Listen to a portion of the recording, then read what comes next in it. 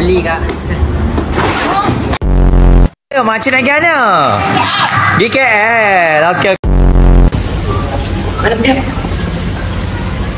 Lu nyepak dengar. Hei! Apa tu ni?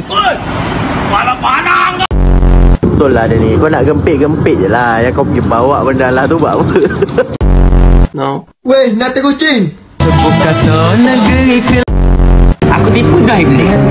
Itu hari aku nak pergi surga. Tahu Iblis kata jangan pergi, jangan pergi. Aku kata okey, aku tak mau pergi surga. Kejap dah aku pergi surga. Iblis kena tipu. Kita pergi mana ni, Man?